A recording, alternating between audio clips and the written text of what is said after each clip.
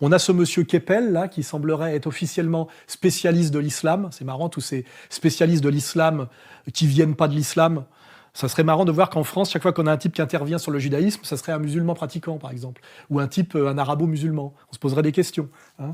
Alors, ce monsieur Keppel a décidé aujourd'hui, on l'a envoyé au boulot, lui aussi, de dire qu'effectivement, aujourd'hui, il y avait un lien. Alors, c'est Aziza qui fait ça aussi, hein, qu'il y a un lien systématique entre Daesh et moi. Ce qui est très frappant, c'est que aujourd'hui, les idéologies d'extrême gauche ont perdu beaucoup de leur efficacité.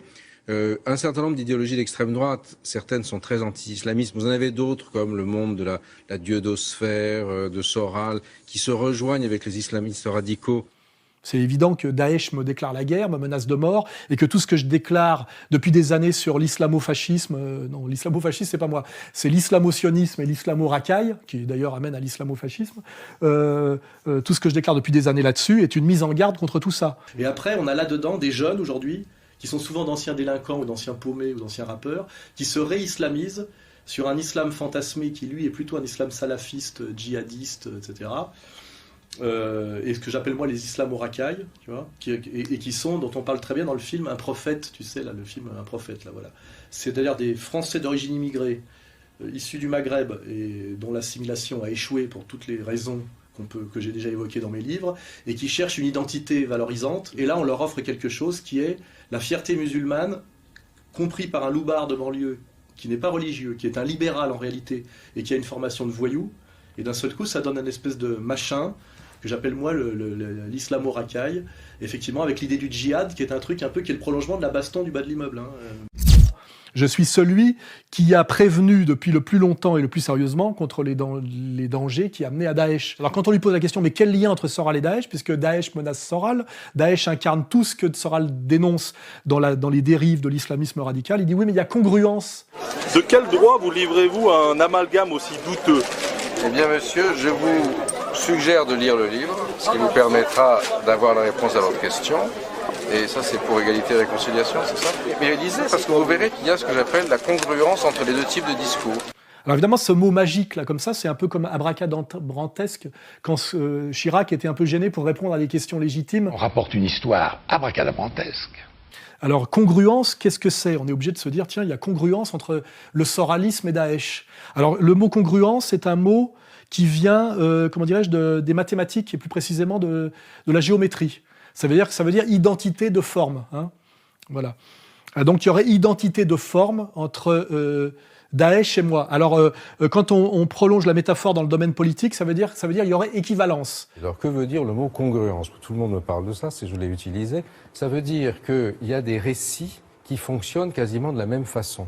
Donc, monsieur Keppel, quand on lui pose la question de la malhonnêteté d'associer Daesh à Soral, il dit oui, mais il y a identité de forme, voire équivalence. Si on regarde, par exemple, la façon dont fonctionnent les sites proches de l'extrême droite, comme Égalité et Réconciliation, par exemple, on voit que la grammaire politique, le mash-up, c'est-à-dire le fonctionnement en mettant des petites choses ensemble pour faire un esprit, l'esprit paranoïaque avec d'un côté le complot américano-sioniste, de l'autre côté le complot croisé, fonctionne de façon extrêmement similaire.